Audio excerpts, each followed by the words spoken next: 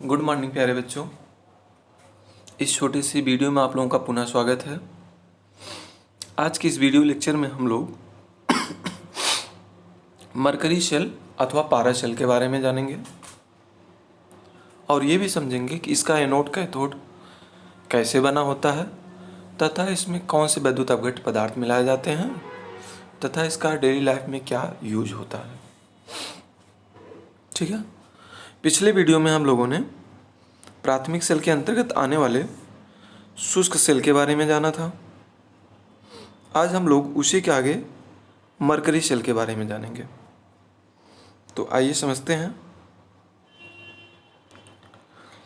Mercury cell जो होता है इसका एनोड जिंक अमलगम का बना होता है, यानी जिंक धातु में आपका पारा मिलाया जाता है। और इसका जो कैथोड होता है वो मरकरी ऑक्साइड का होता है। किसका होता है? मरकरी ऑक्साइड का होता है। यहाँ पर HgO लगा लेंगे। ठीक है, मरकरी ऑक्साइड और कार्बन का पेस्ट होता है जो कि कैथोड का काम करता है और जिंक अमलगम जो होता है वो एनोड का काम करता है। और इसमें वैद्युत अपघट्य के रूप में पोटेशियम हाइड्रोक्साइड और जिंक ऑक्साइड का पेस्ट ले लेते हैं। यहाँ पर बेटा आप लोग एक स्ट्रक्चर देख रहे होंगे, यही जो होता है मरकरी शेल होता है। आप लोग जो घड़ी पहनते हैं उसमें देखते हैं छोटी सी एक सेल लगी होती है, वही सेल जो होता है मरकरी सेल कहलाता है। तो आइए इसके स्ट्रक्चर के बारे में समझते हैं।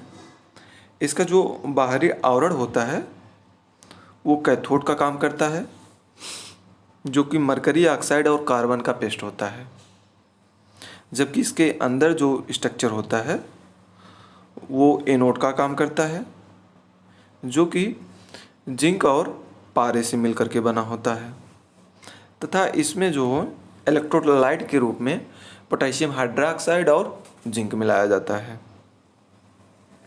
तो इसमें होने वाली अपक्रियाएं जो होती हैं, जैसे ये जो आपका एनोड होता है, एनोड क्या करता है, इलेक्ट्रोलाइट के रूप में जो हाइड्रोक्साइड है उसके साथ क्रिया करके जिंक ऑक्साइड जल और 2 इलेक्ट्रॉन रिलीज करता है।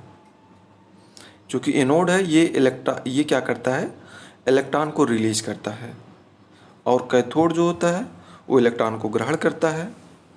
यानी ये यहाँ पर इसमें पाए जाने वाले मरकरी ऑक्साइड जल के साथ क्रिया करके मरकरी और हाइड्रोक्साइड आयन बना लेते हैं।